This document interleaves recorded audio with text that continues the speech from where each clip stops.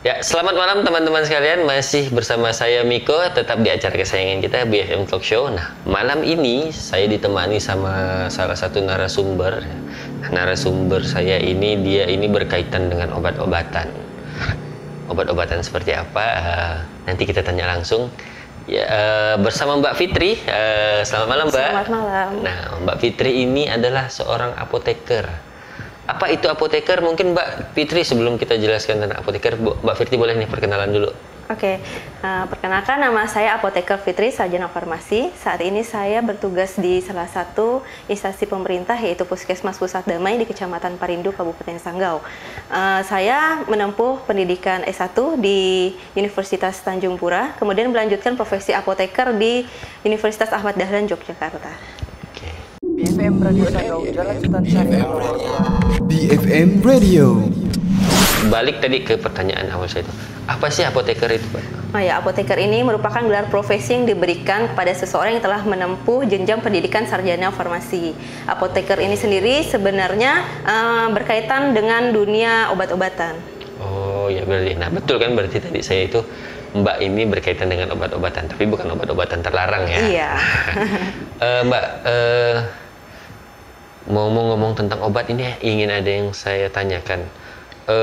Sebenarnya apoteker itu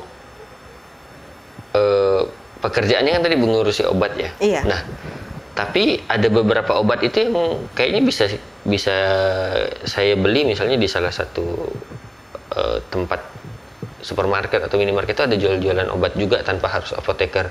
Nah, emangnya obat itu ada jenisnya atau bagaimana sih gitu? Oh iya, jadi sebenarnya penandaan golongan obat ini ada 4 macam, yaitu yang pertama ini ada golongan obat bebas. Nah, golongan obat bebas ini merupakan golongan obat yang bisa dibeli secara bebas oleh masyarakat tanpa menggunakan resep dokter. Kemudian kedua adanya obat bebas terbatas. Ya, ini merupakan golongan obat bebas yang dibeli secara terbatas dengan jumlah yang kita batasi. Nah, kemudian yang ketiga itu adalah golongan obat keras. Golongan obat keras ini menggunakan golongan obat yang harus dibeli dengan resep dokter. Nah, kemudian yang keempat ini ada golongan obat narkotik. Nah, kalau golongan obat narkotik ini harus sangat wajib menggunakan resep dokter. Oh ya, obat narkotika ini berarti yang sering disalahgunakan bukan sih? Umumnya jika digunakan dengan dosis yang lebih besar, itu bisa dikategorikan dengan penyalahgunaan. Oke, Mbak. Untuk tahu nih obat ini kelasnya ini obat bebas tadi, obat bebas terbatas, kemudian ada obat terbatas dan narkotika itu seperti apa sih? Nah, jadi sebenarnya masing-masing penggolongan obat ini ada penandaannya. Yang pertama ini untuk golongan obat bebas, ini biasanya kita temukan dengan logo berwarna hijau, kemudian di tepinya ada garis berwarna hitam. Nah, kemudian untuk obat bebas terbatas sendiri ini biasanya logonya berwarna biru, di tepinya juga ada garis lingkaran berwarna hitam. Kemudian yang ketiga ini obat keras, ini biasanya ditandai dengan warna merah. Di dalam lingkaran ada huruf K, kemudian di tepinya dilingkari dengan garis berwarna hitam juga. Kemudian untuk obat narkotik ini biasanya ditandai dengan lambang plus atau palang seperti itu, berwarna merah. Oh ya, berarti udah jelas. Tapi kita bisa lihatnya itu di mana? Biasanya di masing-masing obat ini, kotak obat biasanya ada, atau di strip obat itu biasanya ada. Oh, di bungkusnya itu ya? Di bungkusannya biasanya ada. Oh, yang warna hijau, hitam di sebelah kiri itu kan? Biasa di sebelah kiri atau sebelah kanan. Kalau misalnya kayak tadi kan yang keras kan K kan. Nah, kalau yang kayak yang bebas tuh yang biasa kan tadi hurufnya apa? Ada pakai huruf? Enggak ada huruf. Hanya warna saja. Oh, hanya lingkaran? Iya, lingkaran aja. Oh, yang biasa di bawah kotak. Ya, dia tuh kalau nggak salah, kalau nggak di sudut kanan atas atau kanan kiri atas. Iya, biasanya. Oke. Nah, ini Mbak, ini kan obat bebas. Tadi itu ada penyalahgunaan. Salah satu obat bebas yang sering dijual itu apa nggak takut disalahgunakan? Tergantung. Nah, jadi kalau sekedar obat bebas atau obat bebas terbatas ini sih sebenarnya memang kita kendalikan sih ya. Nah, kalau untuk obat keras juga sama. Kalau misalnya beli di toko obat atau di apotik, tetap akan ada penanggung jawab yang akan mengendalikan penjualan obat. Biasanya seperti itu. Nah, kalau obat bebas itu dia nggak rawan penyalahgunaan, aman. Kalau obat bebas selama ini kasusnya sih belum pernah terdengar adanya penyalahgunaan ya. Karena termasuk aman. Ini contohnya kan seperti antacid. Nah, terus seperti parastamol gitu. Jadi tetap selama ini kasusnya ya lebih banyak disalahgunakan ini untuk obat bebas terbatas sih. Oh ya. Nah, kalau obat bebas terbatas itu salah satu jenisnya apa? Atau beberapa jenis yang biasanya yang kayaknya ndak asing lah di telinga-telinga yang awam-awam kayak saya nih. Jadi obat bebas terbatas ini contohnya seperti dextromethorphan. Nah, biasanya itu yang banyak disalahgunakan. Kemudian yang pseudoephedrine untuk obat pilek. Nah, itu juga sama, sering disalahgunakan karena efeknya ini bisa dikatakan penenang. Jadi orang yang minum ini berasa kayak kita tuh pengen tidur gitu. Jauh lebih tenang perasaannya. Kemudian ada efek ngefly juga. Efek ngefly apa sih? Obat kode itu bukan, Pak? Ya, kalau obat kode itu isinya dextromethorphan. Dextromethorphan. Iya. Oh, itu kayaknya nggak asing karena beberapa tahun yang lalu nih kan itu kayaknya sempat, mungkin Mbak juga tahu lah beritanya yang anak-anak di Pontianak itu yang ketahuan atau ditemukan ditangkap sedang pakai kode, kata orang, obat kode itu obat ya. Kode. Dan setahu saya kalau nggak salah bagaimana saya SMP itu nggak asing sama obat itu, ngode kata mereka tuh. Iya. Itu yang malah lebih sering lebih sering disalahgunakan. Iya, disalahgunakan. Emangnya obat bebas terbatas itu jualnya di mana sih, Mbak? Obat bebas terbatas bisa ditemukan di toko obat. Nah, kemudian di apotek juga bisa. Apotek juga bisa. Iya, jadi tapi penjualannya ini tetap dibatasi, misalnya hanya 1 strip aja atau 2 strip aja, tidak boleh berlebih karena dikhawatirkan adanya penyalahgunaan. Karena kan kalau orang penyalahgunaan ini kan dia nggak mungkin minum 1 atau 2 strip aja kan, pasti lebih dari itu. Nah, efeknya selain ngefly? Efeknya lebih banyak kayak obat tidur sih, ngantuk gitu. Kalau overdosisnya? Kalau overdosisnya kemungkinan bisa terjadi kalau melewati dari ambang dosis yang seharusnya. Bisa kematian ya? Bisa aja kematian. Karena kan kalau kayak pseudoephedrine kan ada efeknya ke jantung juga ya. Oh, macu gitu ya? Iya, memicu jantung. Adrenalin. Iya. Kira-kira kalau kawan-kawan, saya bertanya ini mewakili juga lah. Sebenarnya saya pengen tanya juga gitu. Karena efek jangka panjangnya ada nggak sih kalau kita memakai benda-benda kayak gitu? Maksudnya penyalahgunaan seperti itu? Kalau penyalahgunaan pasti ada. Biasanya lebih ke kejiwaan sih, psikis ya. Berarti benar. Ada salah satu kawan saya itu dia kerja di salah satu rumah sakit jiwa lah ya. Yeah. Dia cerita itu ternyata tuh banyak anak di bawah usia dewasa tuh yang masuk rumah sakit jiwa dan kena obat-obatan seperti itu ya. Iya, Seram juga. Nah, Mbak, salah satu lagi deh yang ingin saya tanyakan. Ketika saya misalnya pergi ke dokter gitu kan, nah biasanya itu ada beberapa gejala itu yang saya dikasih obat antibiotik dan dokter selalu berpesan obat antibiotik itu harus habis. Apakah memang seperti itu sih, Mbak? Kalau dari apotekernya, sebagai apoteker lah ya, apakah memang obat antibiotik itu harus habis atau ya udah cukup kalau udah selesai, ngapain kita harus minum obat lagi gitu kan? Karena ya bukan cuma saya sih, saya termasuk lah ya, tapi beberapa teman juga saya lihat juga seperti itu. Apakah emangnya ada efek samping kalau kita tidak habisin? Oh ya, jadi kalau antibiotik sendiri itu memang obatnya harus dihabiskan dengan jangka waktu tertentu. Jadi nanti masing-masing infeksi ini kan ada masanya, ada waktunya, harus minum antibiotik A dengan masa sekian. Nah, apabila tidak dihabiskan, kita takutnya akan terjadinya resiko resistensi. Nah, resistensi itu sendiri merupakan kekebalan bakteri terhadap suatu antibiotik. Jadi kita tidak akan mempan lagi dengan antibiotik A, kita harus naik tingkatan lagi ke antibiotik B. Dan itu juga akan berpengaruh terhadap biaya pengobatan yang akan semakin tinggi. Oh, jadi efeknya rupanya seperti itu. Maksudnya dalam artian bakteri kebal terhadap antibiotik itu seperti apa sih maksudnya? Jadi misalnya misalnya saya belum pernah minum antibiotik A ya. Nah, di awal pengobatan mungkin saya akan ampuh, saya mengalami infeksi, misalnya luka. Nah, kemudian dokter meresepkan antibiotik A. Nah, pada saat saya minum mungkin ampuh ya, sembuh luka saya. Tapi ternyata saya belum puas nih, saya beli lagi antibiotiknya. Nah, sampai akhirnya luka saya mengering gitulah ya. Ini kan berarti kan waktu penggunaan antibiotik ini sudah melebihi dari waktu yang diresepkan oleh dokter. Nah, bisa jadi saja pada saat saya menambah lamanya waktu penggunaan antibiotik, ini bakteri ini sudah istilahnya melakukan penyesuaian terhadap si antibiotik A tadi. Jadi istilahnya yang seharusnya antibiotik A ini bisa membunuh bakteri, akhirnya jadi tidak bisa. Nah, pada saat saya mengalami luka lagi, ternyata saya menggunakan antibiotik A ini udah nggak mempan lagi. Saya harus pindah lagi ke antibiotik B dengan biaya yang lebih tinggi lagi. Oh iya. Jadi seperti itu ya teman-teman. Jadi kalau kata dokter tuh antibiotik tuh harus habis, ya memang harus seperti itu. Memang ya. harus habis. Karena bahaya juga kalau seandainya tubuh kita, istilahnya bakteri dalam tubuh kita dah kebal sama antibiotik, untuk membunuh dia, jadi bunuhnya semakin tinggi kita. Jadi harus menggunakan antibiotik dengan tingkatan di atas antibiotik yang biasa. Ibaratnya tuh kayak ini ya, bakterinya kena kebal peluru kan? Iya, kebal peluru kayak kebal gitu. peluru. Jadi kalau mau bunuhnya harus pakai tank. Harus pakai tank. Dan tank kan biayanya lebih mahal daripada peluru. Gitu. Oh iya, masuk akal sekali itu.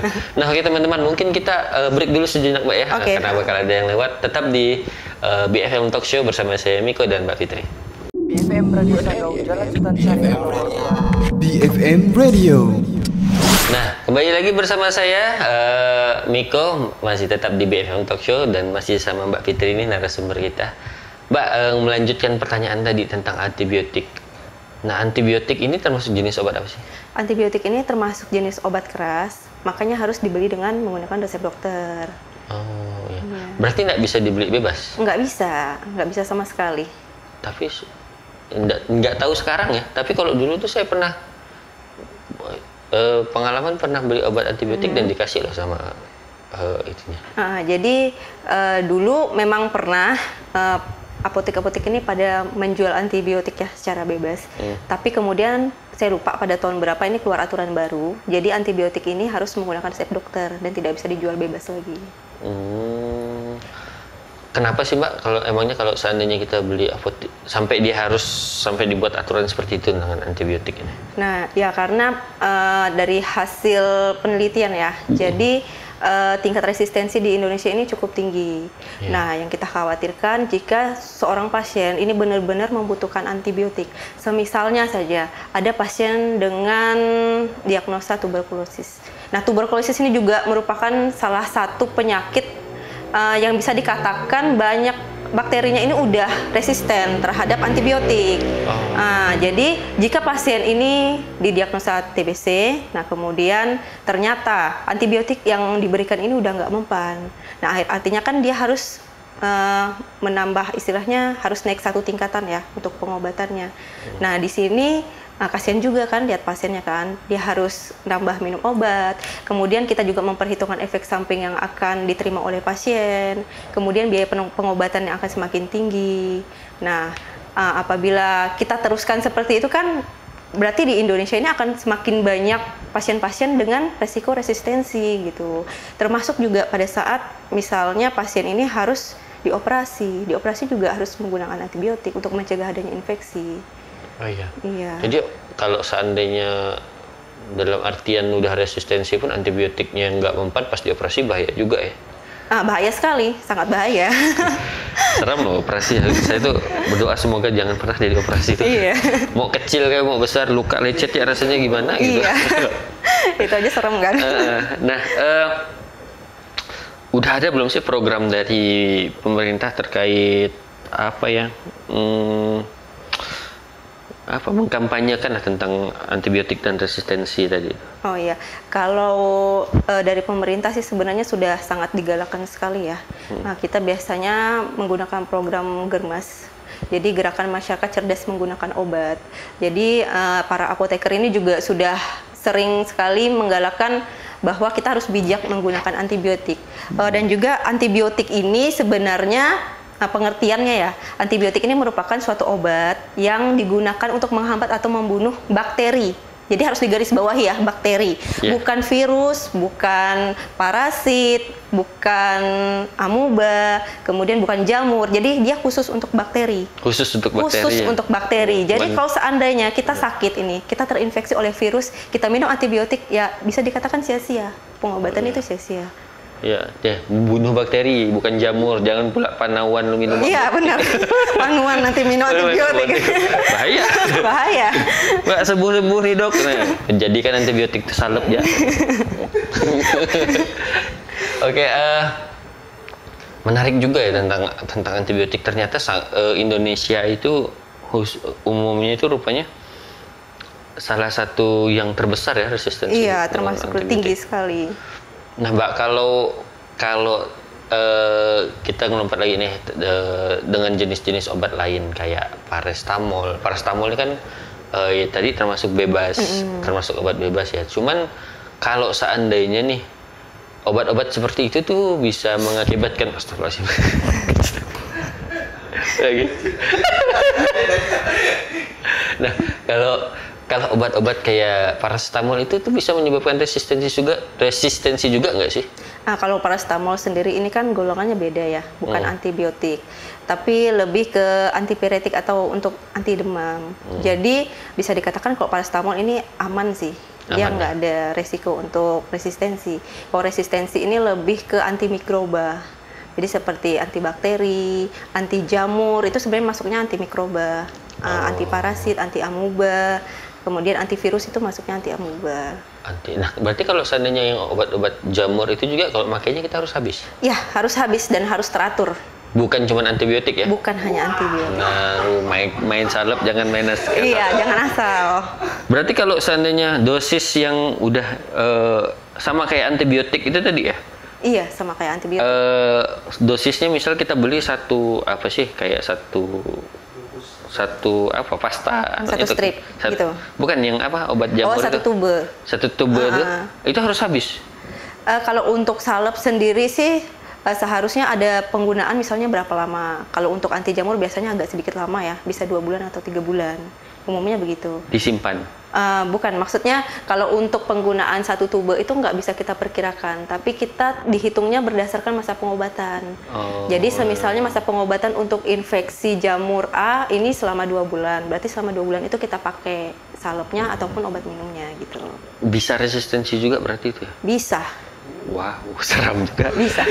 Panawan seumur hidup bro, seram bro. Makanya biasanya ada orang ngeluh kan, kok panuan saya nggak sembuh-sembuh gitu kan. Nah, bisa jadi dari situ. Panu tuh. Seram. Iya. Selain, berarti Pak, boleh nanya lagi. Selain, salep jamur tadi, nah antibiotik, mungkin sekalian juga mungkin teman-teman pengen tahu. Obat-obat apa lagi sih yang bisa apa jenis obatnya yang jadi teman-teman mungkin bisa dapat pencerahan juga lah ya. Jadi saya pun juga pengen tahu obat-obat yang bisa rawan resistensi ketika pemakaiannya tidak benar. Jadi kita juga kan mungkin bisa jaga-jaga gitu. Iya, jadi yang pertama kan udah ada antibiotik ya, kemudian yang kedua anti jamur, yang ketiga antivirus. Antivirus ini misalnya kita terpapar oleh infeksi seperti herpes atau cacar, ini masuknya virus. Jadi kan biasanya juga kalau obat antivirus itu tetap kita minta rutin diminum sampai habis. Kemudian yang keempat antiparasit. Antiparasit ini biasanya obat cacing. Sama, ini juga biasanya harus sampai habis juga. Tapi umumnya obat cacing itu kan sekali minum ya. Sekali minum biasanya bisa aja berapa tablet gitu sekali minum. Ya harus sesuai aturan. Jadi kalau misalnya disuruh minum 2 tablet sekali minum ya harus 2 tablet. Jangan disuruh minum 2 tablet yang diminum hanya 1 tablet gitu. Cacingnya malah lebih kuat.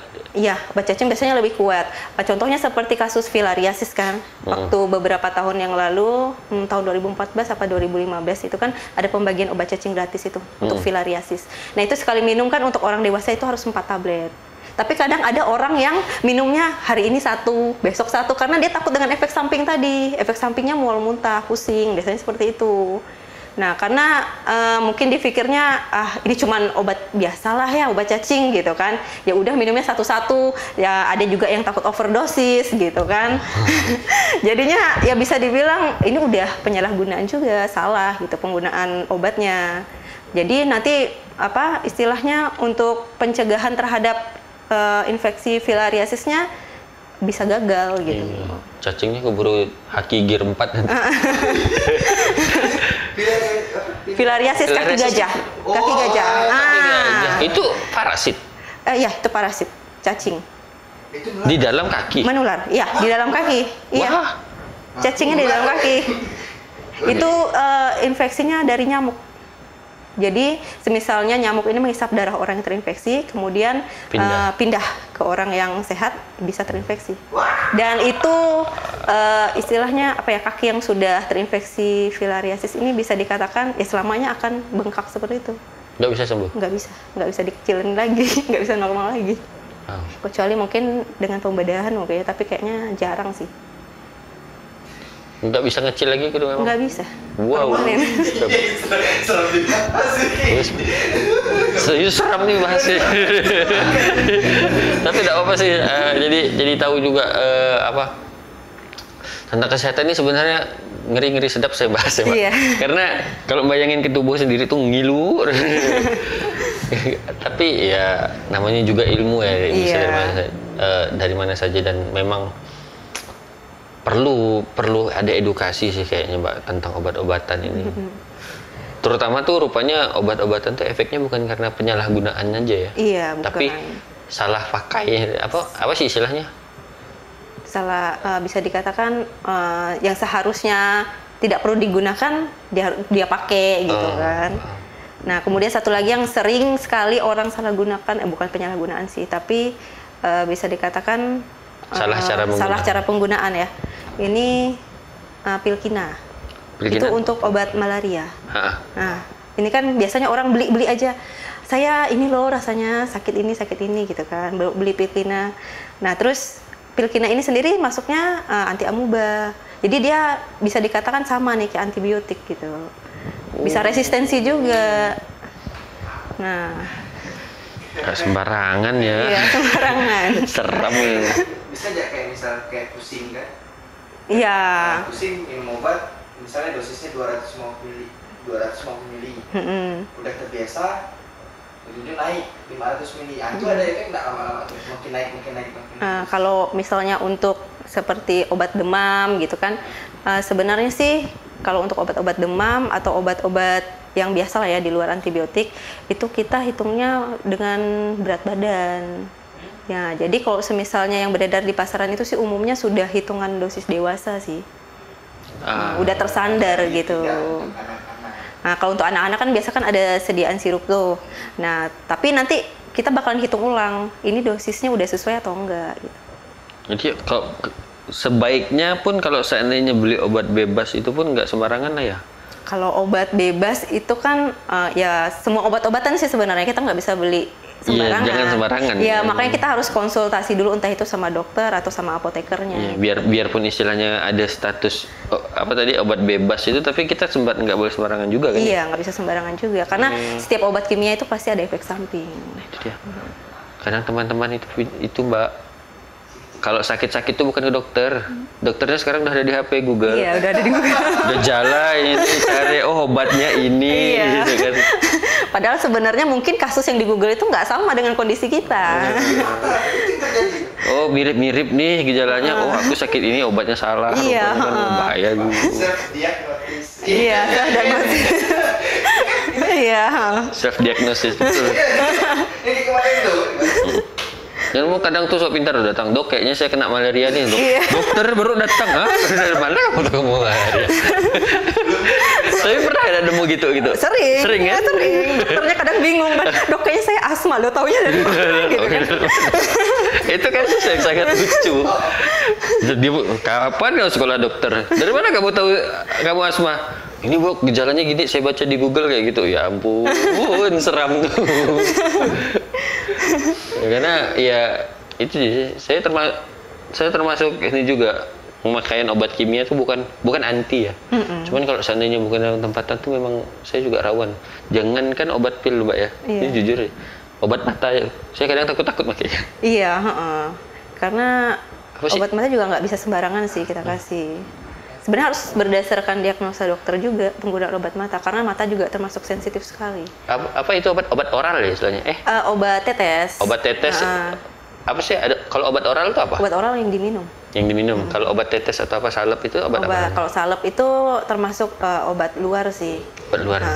Salep kulit atau salep mata. Itu ada 2 jenis biasanya. Seram ya. Kan kadang saya jujur obat mata parnonya gini, ini kalau dikasihkan tep begitu tidak bisa buka gimana matanya. Nah iya, makanya kalau semisalkan biasa kan ada orang beli nih, mata saya nih merah katanya kan, saya mau beli obat ini dong katanya. Biasa memang dari pihak apotek nih nggak berani langsung kasih, kita pasti arahkan ke dokter dulu kan. Nah biasa ada juga pasien yang ngotot gitu, sementara kan kita belum tahu nih infeksinya karena apa, takutnya ntar kita salah kasih, kemudian nanti infeksinya makin parah kan juga sering sekali ada kasus seperti itu, jadi makin parah pasiennya, jadi bisa dikatakan penglihatannya jadi berkurang gitu. Nah, Mbak, obat itu kan ada efek samping ya? Iya. Nah, terus saya pernah baca di kotak obat itu namanya ada kontraindikasi. Kalau kontraindikasi itu apa? Mungkin bisa dijelaskan juga. Kontraindikasi itu obat itu tidak boleh diberikan gitu. Jadi misalnya kontraindikasi terhadap ibu hamil berarti tidak boleh diberikan terhadap ibu hamil. Ya. Biarpun dia mempunyai misalnya nih pilek nih, dia gejalanya pilek, dikasih obat pilek itu, cuman di dalam itu udah ditulis kontraindikasi sama ibu hamil, dia nggak boleh minum obat itu. Nggak boleh. Alasannya apa? Bisa berpengaruh misalnya terhadap janinnya. Mungkin obatnya ini bisa menembus ke plasenta dan lain-lain. Biasanya dampak buruk sih ya, lebih ke dampak buruk. Contohnya seperti dulu pernah ada kasus obat thalidomid, itu obat-obatan untuk ibu hamil, untuk mual-muntah. Jadi zaman dulu itu diberikan terhadap ibu hamil dan ternyata pada saat lahir anak-anaknya ini, kalau nggak salah saya tangan sama kakinya. Nah, jadi sebenarnya hal-hal yang seperti itu kan nggak boleh gitu. Jadi kontraindikasi terhadap si ibu hamil gitu. Benar-benar tidak boleh diberikan. Oh iya. Berarti ada pengaruh nggak misalnya ketika memberi obat itu dokter pernah nanya ada gejala mah nggak?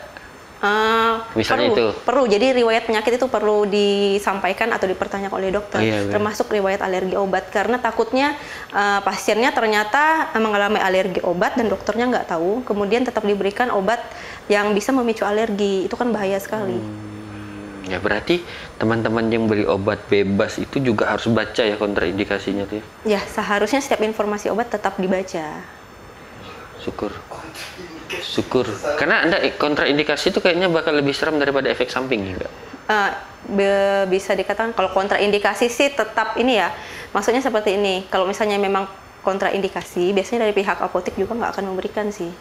Ya, maksudnya yang jenis obat bebas itu tuh Mbak, yang kalau seandainya kita nggak baca atau apa kan? Oh iya, pasti ada tetap berefek jauh lebih besar sih.